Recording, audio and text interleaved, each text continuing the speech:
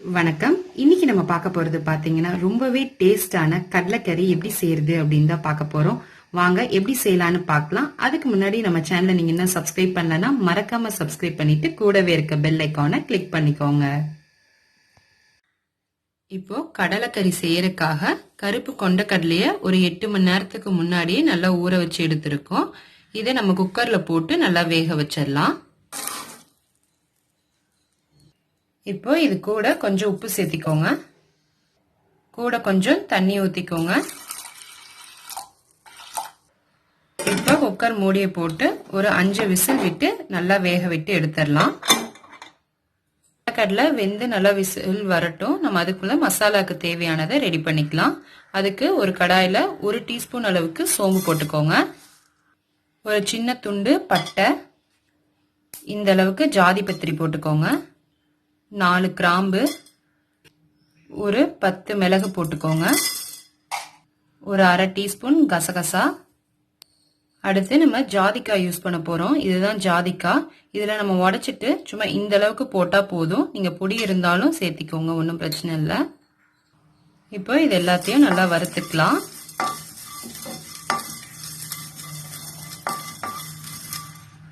சும்மா ஒரு அரை நிமிஷம் இது மாதிரி வறுத்தோன்னே நம்ம ஒரு 1/4 மூடி தேங்காய் அளவுக்கு திருவி வச்சிருக்கோம். அதை சேர்த்தி அதையும் வறுத்துக்கலாம். தேங்காய் நல்லா கலர் மாறுற அளவுக்கு நல்லா வறுக்கணும்.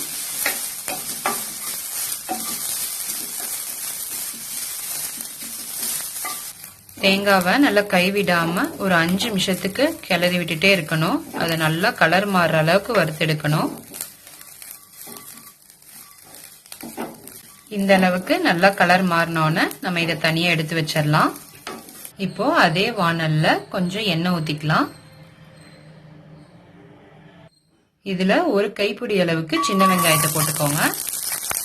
கூட ஒரு துண்டு அளவுக்கு இஞ்சி போட்டுக்கோங்க.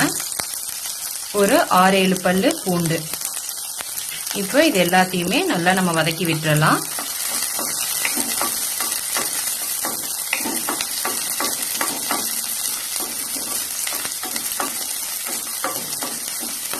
வெங்காயம் இந்த அளவுக்கு நல்லா வதங்கினோன்னு நம்ம அடுப்பை ஆஃப் பண்ணிடலாம். இப்போ இது கூட 2 ஸ்பூன் அளவுக்கு மல்லித்தூள் சேர்த்திக்கோங்க.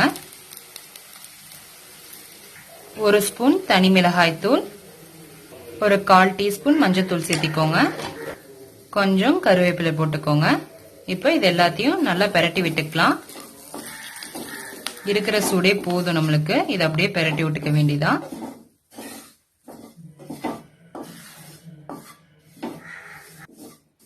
இப்போ வறுத்து வதக்கின எல்லாத்தையுமே நம்ம அப்படியே ஆற விட்டுறலாம். இப்போ நம்ம மசாலாவுக்கு வதக்கி வறுத்து வச்ச எல்லாத்தையுமே நம்ம ஜார்ல மாத்தியாச்சு. இதை நம்ம நல்லா மைய அரைச்சிட்டு வந்துடலாம். இது மாதிரி நல்லா தண்ணி விட்டு அரைச்சி எடுத்துக்கோங்க. அடுத்து ஒரு வாணல வச்சுக்கோங்க. அதுல கொஞ்சமா எண்ணெய் ஊத்திக்கோங்க.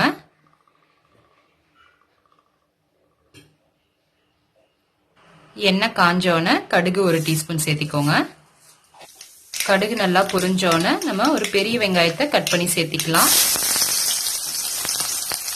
கூட ஒரு கைப்பிடி அளவுக்கு சின்ன வெங்காயமும் சேர்த்திக்கலாம். 2 பச்சை மிளகா நல்லா கீறி போட்டுக்கோங்க. கொஞ்சம் கருவேப்பிலை. இப்போ இது எல்லாத்தையுமே நல்லா வதக்கிக்கலாம்.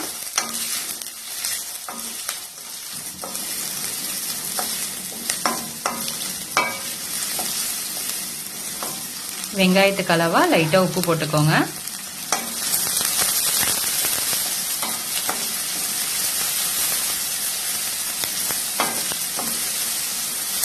வெங்காயம்லாம் இந்த அளவுக்கு நல்லா வதங்கினோன்னு ஒரு 2 தக்காளியை நல்லா அரைச்சி எடுத்து வச்சிருக்கோம். அதையும் ஊத்தி நல்லா வதக்கிக்கலாம். தக்காளி நல்லா பச்சை வாசனை போற அளவுக்கு வதக்கி விட்டுருங்க.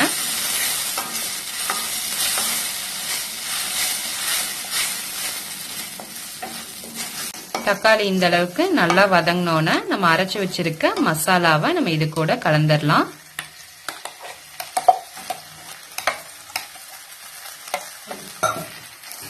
இப்போ இதை அப்படியே நல்லா ஒரு பெரட்டி விட்டுக்கலாம்.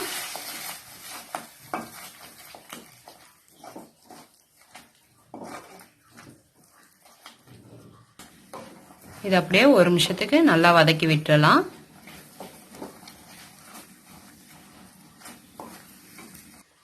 இப்போ இது கூட நம்ம வேக வச்சு வச்சிருக்க சுண்டலை போட்டுடலாம். இப்போ இதை அப்படியே எல்லாத்தையும் நல்லா கலந்து விட்டுருங்க.